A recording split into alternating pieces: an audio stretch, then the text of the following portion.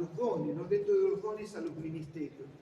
Yo particularmente creo que los ministerios es una conjunción de dones. El ministerio es un oficio.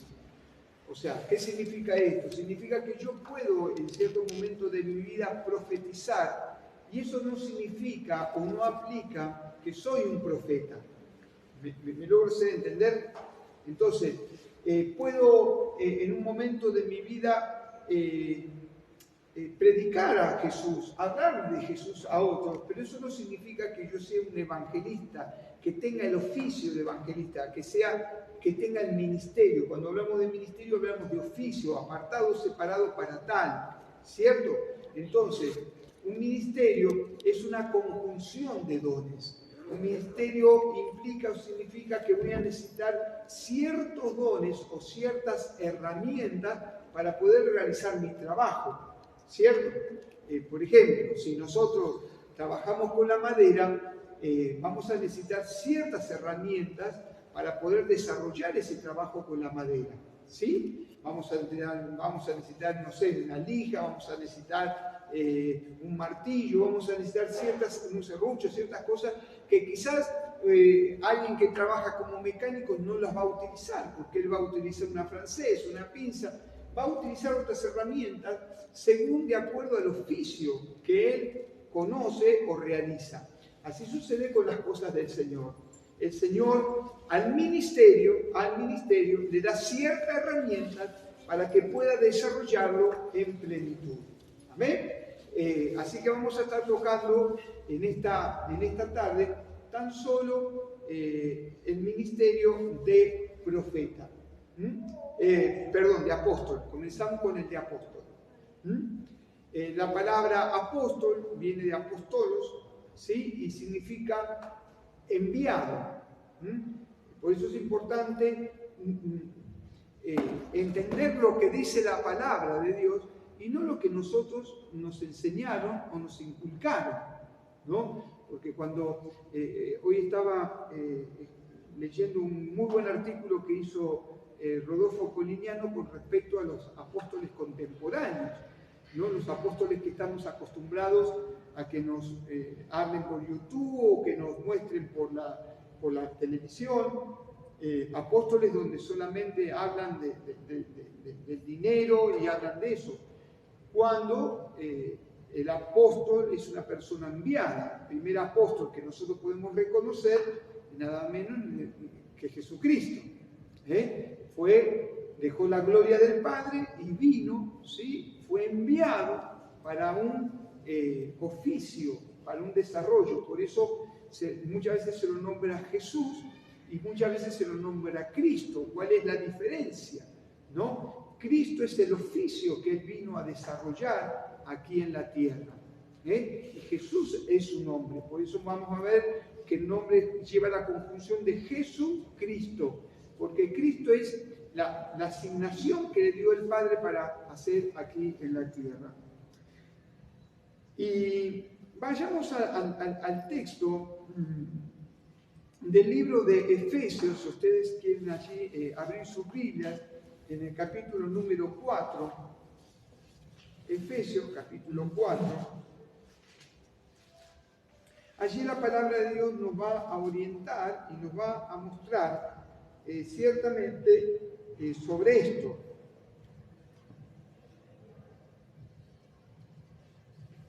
Dice en el verso 8, si quieren ustedes, del verso 7, dice: pero a cada uno de nosotros fue dada la gracia conforme a la medida del don de Cristo.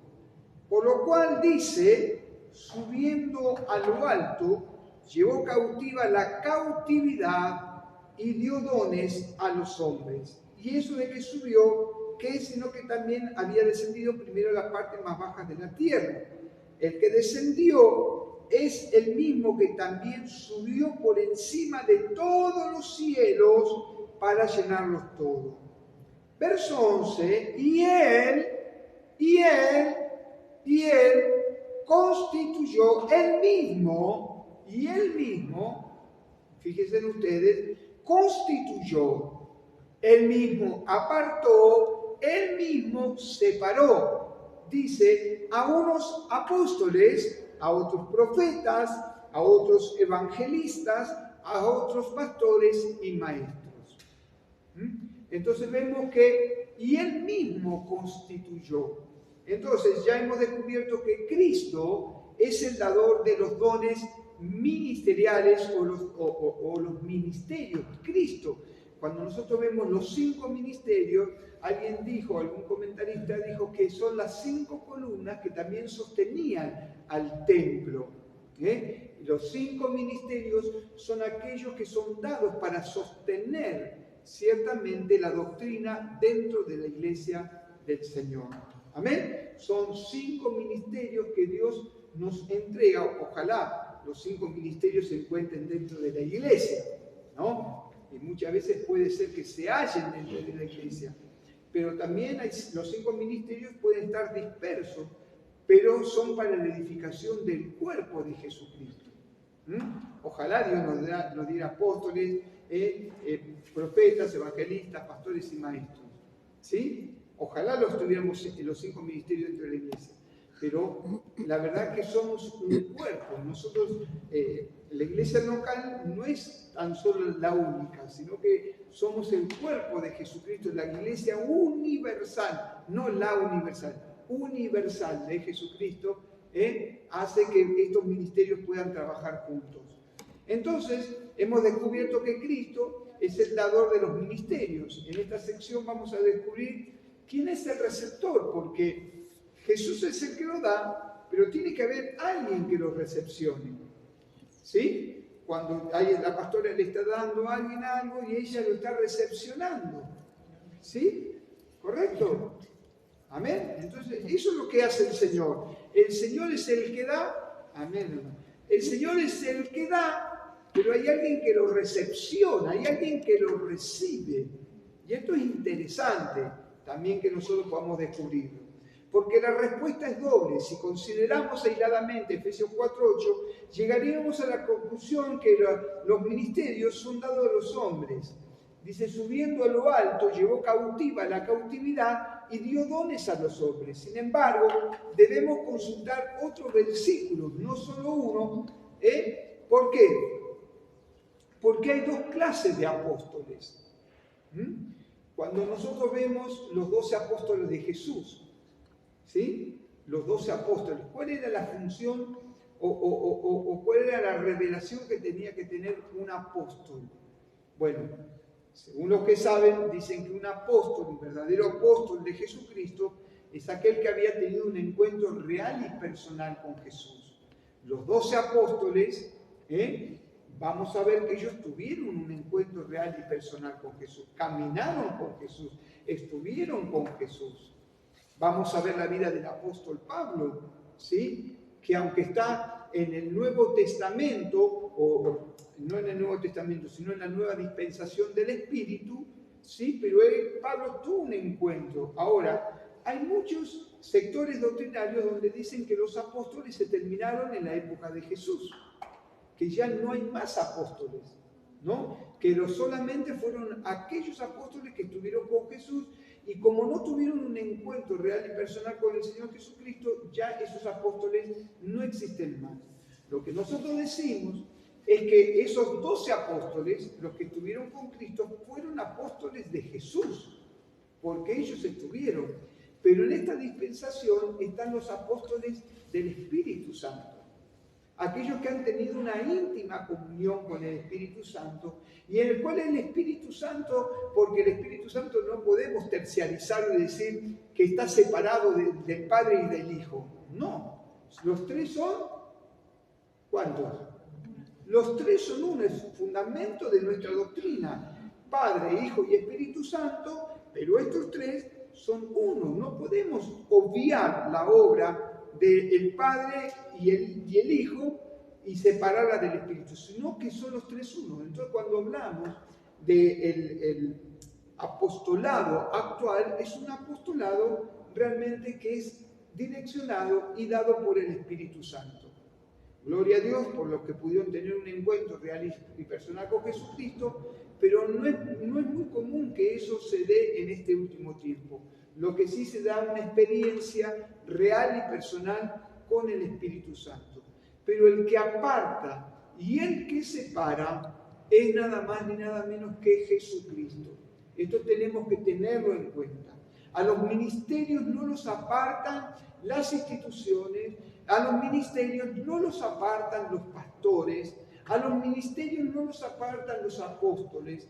Los ministerios son dados por Jesucristo y Él es el que se los da. Lo que nosotros hacemos es confirmar lo que la persona ya recibió de parte del Señor. ¿Me explico lo que quiero decir? Porque a veces pensamos que somos los hombres aquellos que separamos o apartamos los dones, ¿no? Que es una lucha que yo muchas veces tuve ministerialmente, porque veían que yo era medio fogoso, porque veían que yo gritaba mucho, entonces todos me decían, vos sos un evangelista. Yo creo que hay algo de evangelista en mí, ¿no? Yo lo creo, pero me ponían en ese caudal, cuando yo sabía que había algo de parte de Dios aparte de eso, ¿no?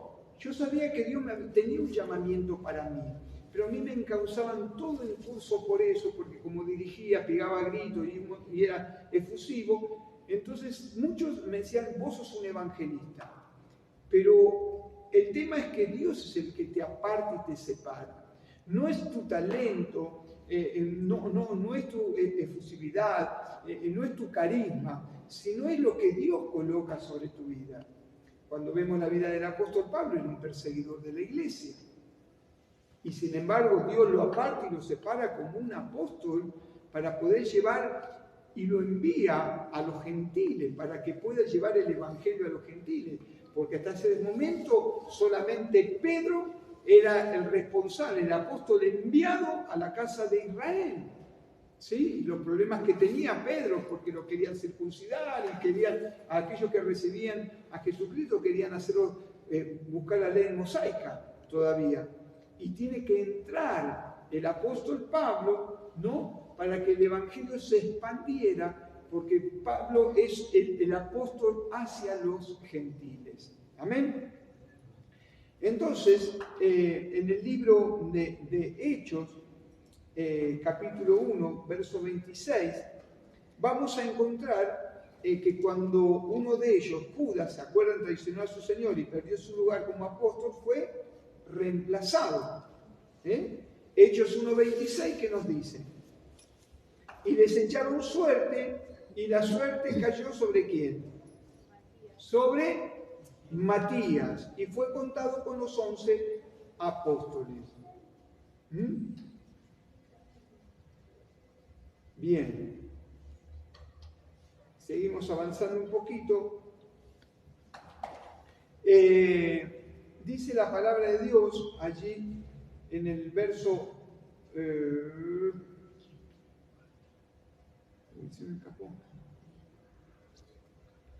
para llegar a la posición de apóstol se tenían que llenar ciertos requisitos. Lucas, autor de Hechos de los Apóstoles, declara: es necesario pues que de estos hombres que han estado juntos con nosotros todo el tiempo que el Señor Jesús entraba y salía entre nosotros, comenzando desde el bautismo de Juan hasta el día en que entró, que entre nosotros fue recibido arriba, uno sea hecho, dice, testigo con nosotros, ¿sí?, de su resurrección. Eso nos está hablando del apartamiento y la separación de Matías, en el libro de Hechos, capítulo 1, verso 21 al 22, de cómo tenían que elegirlo ahora que Judas, ustedes saben la suerte que corrió, ¿sí? Ahora quedaba una vacante, por así decirlo. Muchos decían, no, tenemos que ser 12 para que se cumpla lo del Pentecostés. Y entonces ahí es donde levantan a Matías. Pero Matías tenía que cumplir este requisito, lo que nos dice el libro de Hechos, capítulo 1, verso 21 al 22. Sin embargo, no estamos seguros de que el Señor haya demandado tal reemplazo. No hay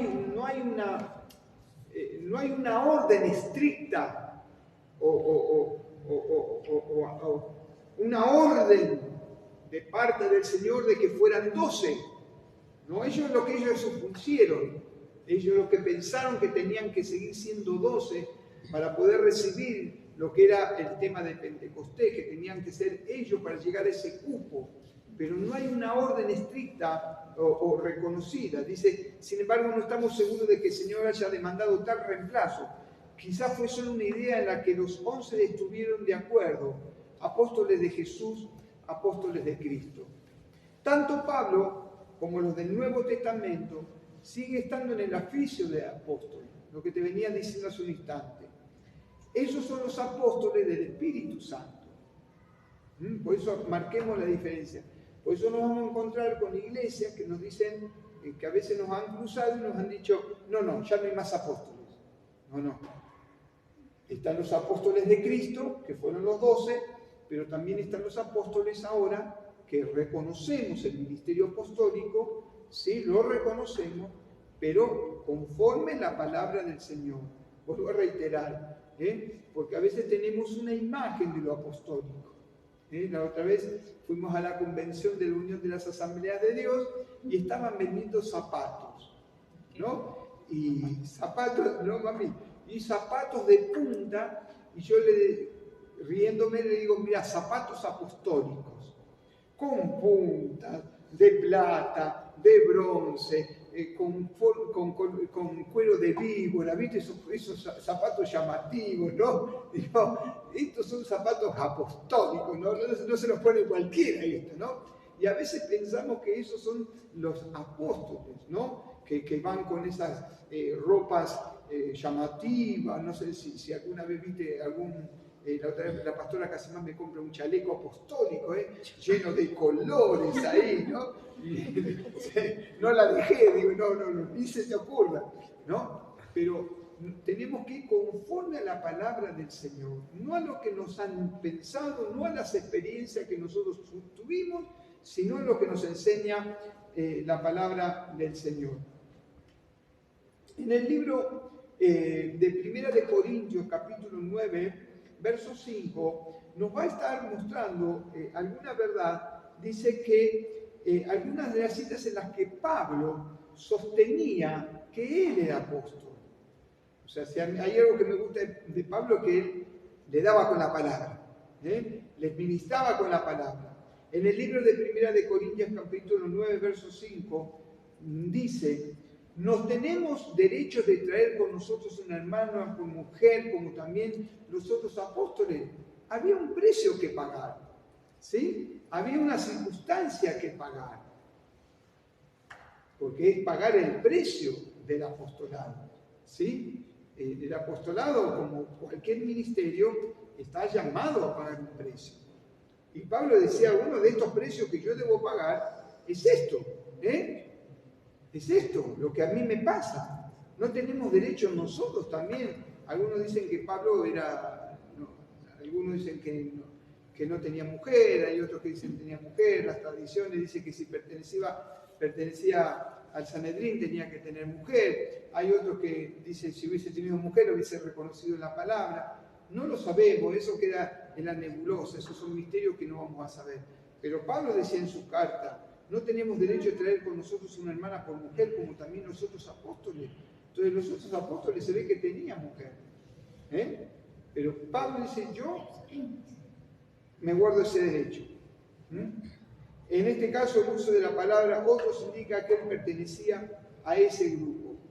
Pero también 1 Corintios 15:9 dice, porque yo soy el más pequeño de los apóstoles, que no soy digno de ser llamado apóstol. Mirá vos, Pablo.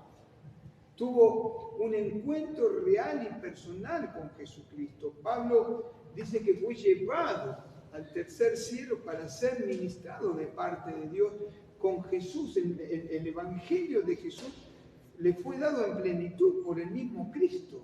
El Evangelio, él dice, miren, yo subí y vi cosas que aún no las puedo reproducir. Fíjate vos qué tremendo, ¿no? Y sin embargo dice porque yo soy más pequeño de los apóstoles, que no soy digno de ser llamado ni siquiera apóstol.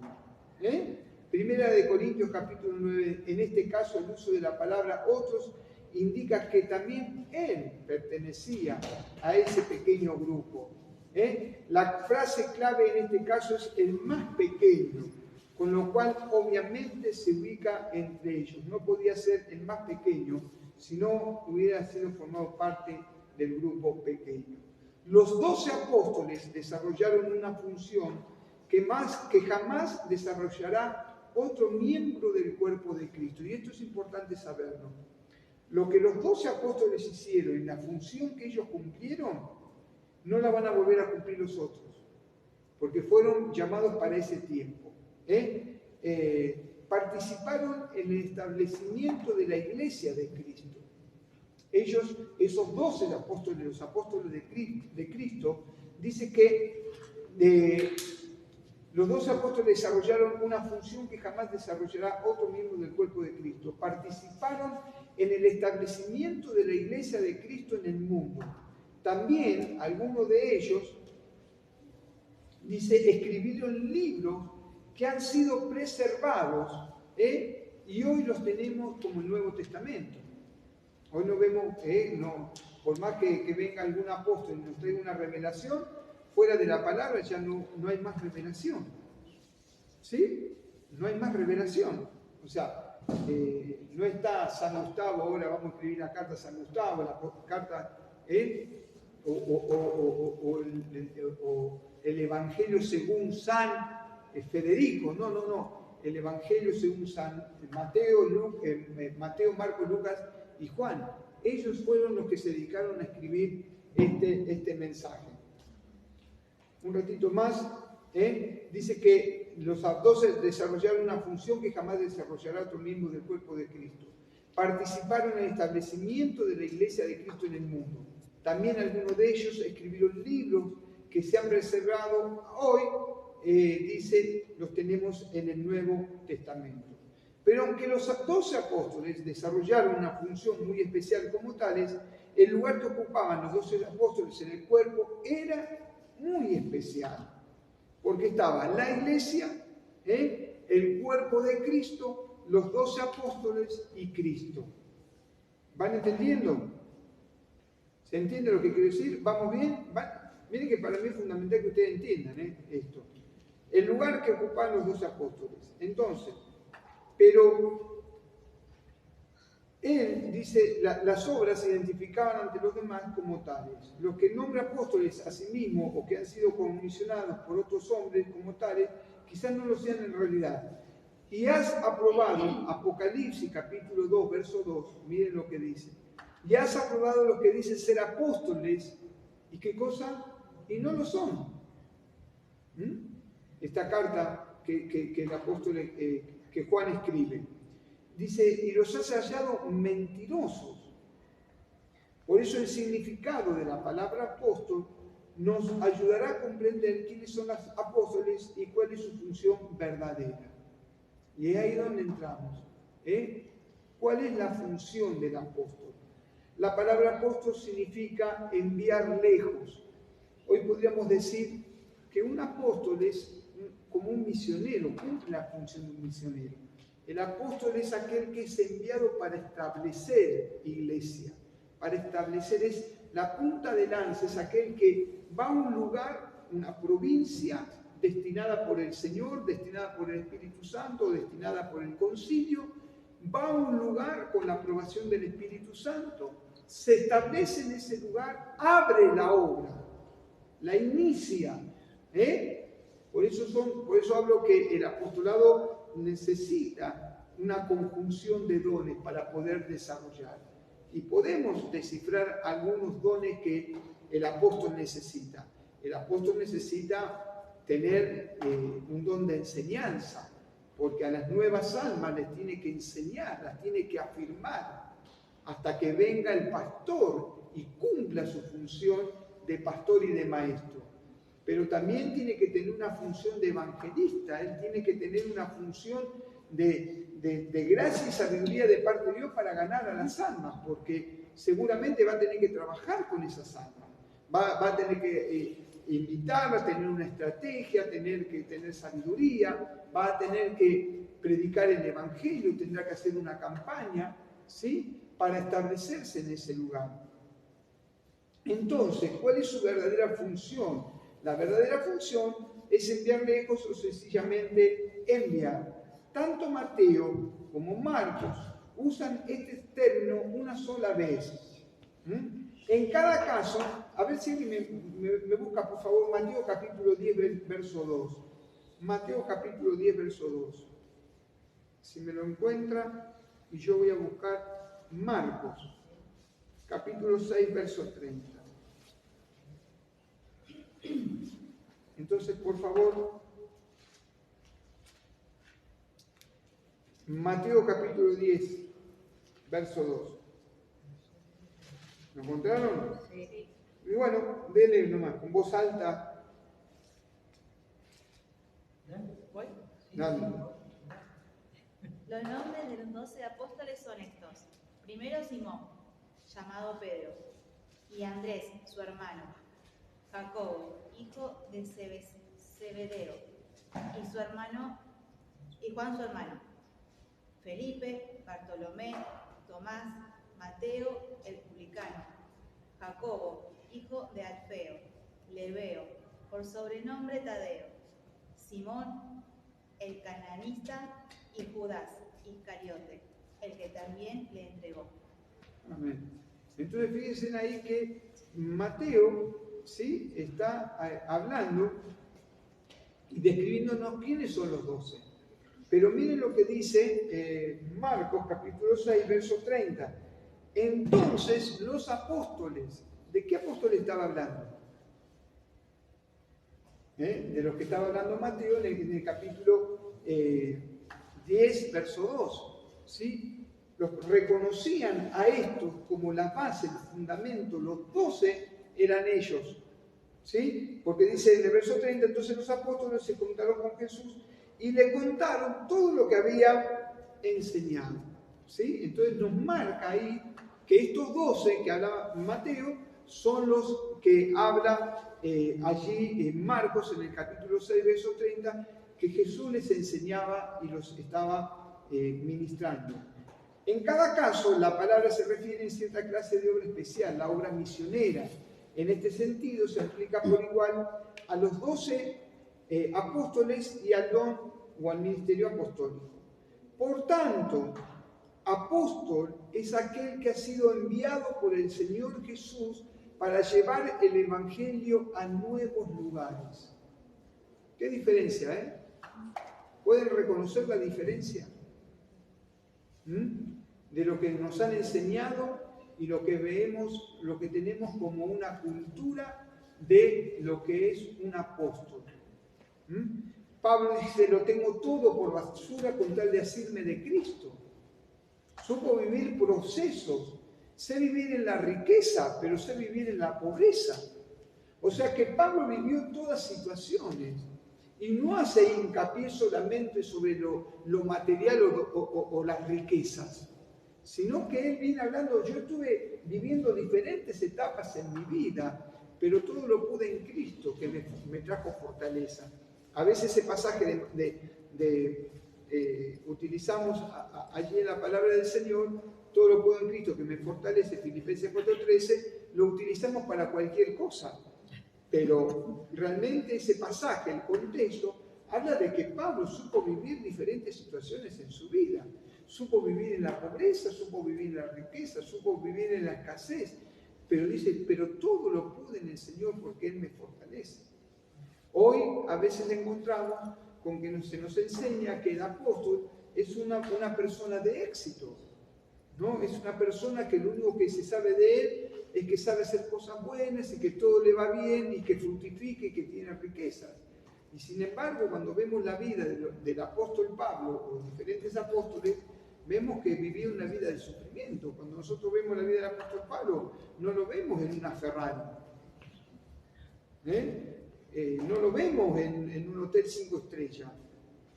¿Sí? No lo vemos usando la ropa de no sé, Dolce & Gabbana. No, lo vemos un hombre que realmente puso su vida al servicio de la obra del Evangelio y la expansión del Evangelio de Jesucristo. Por tanto, apóstol es aquel que ha sido enviado por el Señor para llevar el Evangelio en nuevos lugares.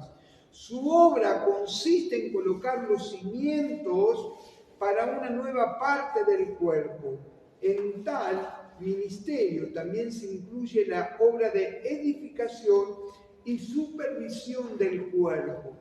Entonces, Él coloca los cimientos, Él coloca las bases, la doctrina, ¿sí? Él, el apóstol, es el que se encarga de hacer eso en una nueva obra. Y después vienen los otros que le edifican sobre la base de los fundamentos apostólicos, los fundamentos de la palabra del Señor. En tal ministerio, entonces, se incluye la obra de edificación y supervisación del cuerpo, a fin, Efesios capítulo 4, verso 12, nos dice, a fin de perfeccionar a los santos para la obra del ministerio, para la edificación del cuerpo de Cristo. Amén. ¿Vamos entendiendo hasta ahí? ¿Alguna pregunta? ¿Alguna pregunta hasta ahora? ¿Calle ahora? Como dijo el profesor, ¿lo entendieron todo o no entendieron nada? Vamos a avanzar un poquito y vamos a ver que el ministerio, como el del apóstol, es uno de los oficios más importantes en el cuerpo. Oficio significa que tiene un lugar de responsabilidad. Es importante, pero no es el más importante. ¿Sí? Ustedes fíjense que tenemos 5 dedos y cada uno de ellos cumple una función. Y es tan importante el dedito gordo como el meñique, ¿sí o no? Todos son importantes. ¿Sí? Cuando vemos a alguien que tiene un problema en alguno de sus dedos, vemos que la función no la cumple a la perfección. ¿Sí? Porque muchas veces necesitamos los 5 dedos de una mano para poder desarrollar, tomar una herramienta. Lo podremos hacer, pero no va a funcionar de la misma forma. ¿Me explico lo que quiero decir? Entonces, los 5 ministerios son importantes porque ellos son para la edificación del cuerpo de Jesucristo, para llevarnos a la estatura del varón perfecto. Por eso yo creo que en este último tiempo, lo que yo vengo hablando hace muchos años atrás, es que va a haber una restauración de los ministerios.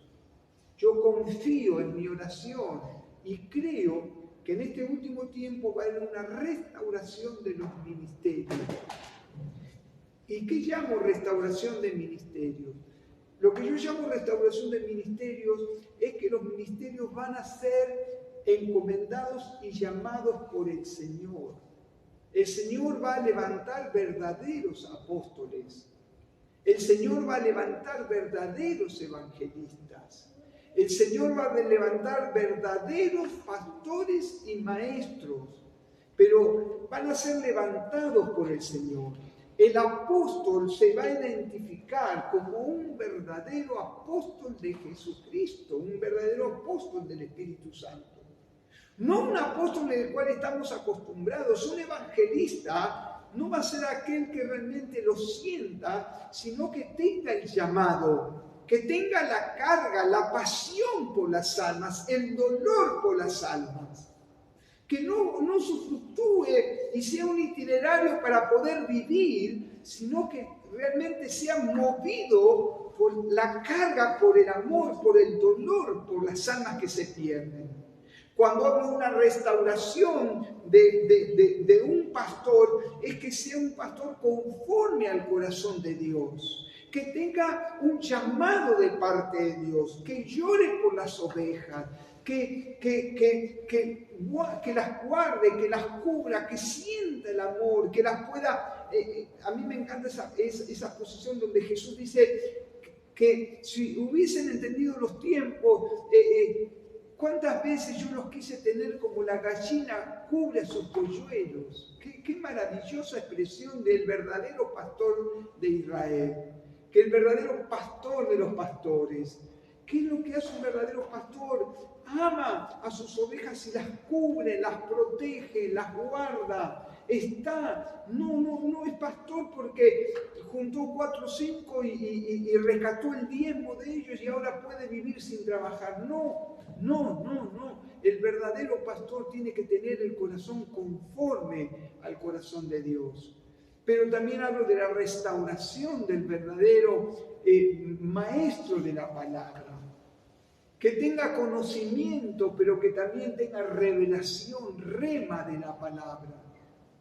Si hay algo que a mí me gusta de la palabra y que yo le pido al Señor, más allá del conocimiento, dame el rema de la palabra. Porque el rema es lo que trae profundidad, lo que abre nuestro interior, no tan solo conocimiento. ¿Cuánto hay gente que tiene conocimiento en su mente, pero solamente tiene conocimiento y nunca ha permitido que el rema de ese conocimiento pueda ser desplegado y bendecir al verdadero cuerpo de la iglesia de Jesucristo? Entonces yo a ellos, el profeta, hermano, tan trillado, vamos a estar en la clase que viene, vamos a estar hablando sobre el profeta, pero un ministerio tan trillado, tan golpeado. Si ustedes supieran, si la gente tuviera la claridad de lo que significa un profeta, yo creo que les temblarían más de unos cuantos los pies decir, el Señor dice. Porque la palabra de Dios nos enseña que el profeta que no profetizaba conforme al corazón de Dios, ¿sabes cuál era la consecuencia? Que le llevaban regalos, llevaban autos. No, eran apedreados. Eran menospreciados porque hablaban de su propio vientre y no hablaban de parte de Dios. ¡Wow! ¿Qué pasaría en este tiempo si se cumpliera lo que dice o se establece la palabra de parte de Dios? ¿Con qué liviandad a veces decimos Dios dice? ¿Con qué liviandad a veces traemos palabras que salen de nuestro propio boca, de nuestro propio vientre, de nuestros propios sentimientos? Y no es Dios quien habla, sino que soy yo el que habla. Un profeta, un profeta restaurado, un ministerio profético restaurado, hermano, es tremendo. Miremos la vida de Juan en el Nuevo Testamento. Juan se la jugó. Juan no dijo, le voy a profetizar solamente a los primeros bancos, porque eso a mí lo que siempre me da cosa de los profetas. Siempre profetizan al primer banco, ahí a los 4, 5, 10 que están en el primer banco. Y aquel que está en el fondo, aquel que está escondido, ¿no necesita palabra de parte de Dios? Yo no sé si usted lo ha visto, pero me impacta que siempre vemos que los profetas le profetizan a los pastores, al hijo del pastor, a la mujer del pastor, y si estaba la hermana o el primo por ahí que lo reconoce, le profetizan. Cuando un profeta como Juan denunció el pecado, Juan tenía intervención, Juan tenía lugar, Juan podía meterse dentro del lugar donde estaban las autoridades. Él entraba y le dijo, a Herodes le dijo, mirá, lo que estás haciendo no es correcto. Trajo palabra de parte de Dios, lo que estás haciendo es pecado. Así le fue, ¿sí? Pero era Juan un verdadero profeta de parte del Señor. Entonces, ¿qué diferencia hay a los profetas de hoy? Que muchos tienen espíritu de adivinación, y espíritu de adivinación no es profetizar. Es fuerte lo que estoy diciendo. Por eso yo creo que va a venir un tiempo de restauración. ¿Para qué? Para que todos lleguemos a la plenitud del varón perfecto. Nuestras vidas, yo necesito que mi vida sea una vida restaurada. Quiero ser un pastor conforme al corazón de Dios. Si Dios me dio un don un ministerio profético, quiero ministrarlo como tal, pero con temor de Dios. Si soy evangelista, quiero que el Señor me dé pasión, dolor, gemir por las almas. Gemir por las almas. Que si soy un apóstol, no esté pensando dónde vaya o no vaya. Otra vez me comentaron que es tremendo. Había un hombre llamado apóstol y lo llamaron a una campaña y se largó a llover. Y como se largó a llover y no estaba cubierta la plataforma, dijo, yo no voy a subir porque voy a estropear mi traje. Y gracias a Dios que hubo otra persona que tomó su espacio, su lugar.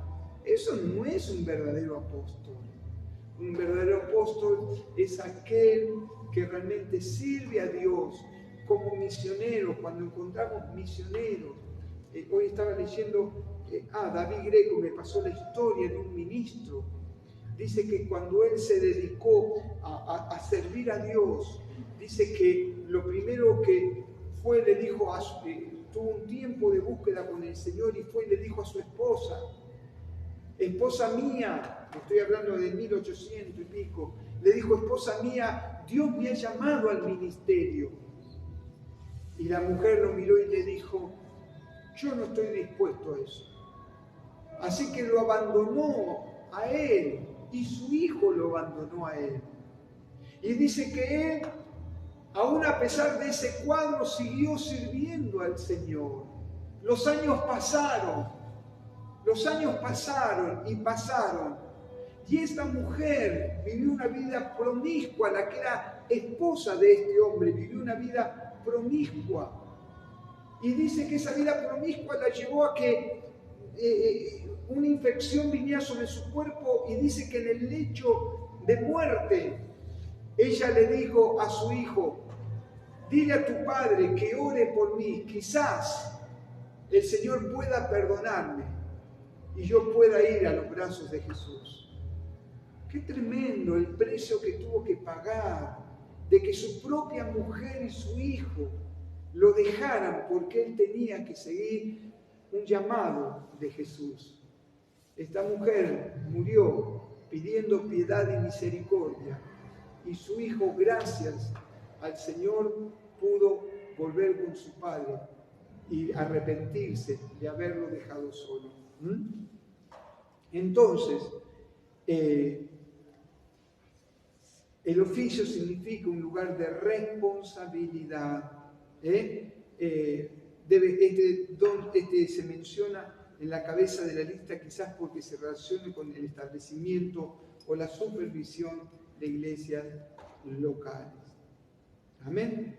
Pero vamos a dejarlo hasta ahí, porque quiero terminar el concepto del apostolado para comenzar con el desarrollo de lo que significa un profeta de parte de Dios. Amén. Entonces, dejamos en claro que el apóstol es totalmente dispar a lo que nosotros estamos acostumbrados. El apóstol es un enviado de parte del Señor, que es enviado a otros lugares para colocar cimientos, doctrina, palabra, para que después se edifique la iglesia detrás de lo que viene. Alguna vez alguien dijo, primero va el apóstol, después va el evangelista, después va el profeta, después va el pastor y maestro, para poder edificar la iglesia. ¿Amén? Así es como funcionan los ministerios dentro de la iglesia. ¿Amén? ¿Alguna pregunta? Nadie tiene preguntas. Nadie se quedó con el entripado. O ya tienen frío. Oramos. Querido Dios y Padre, te damos gracias en el nombre de Jesús.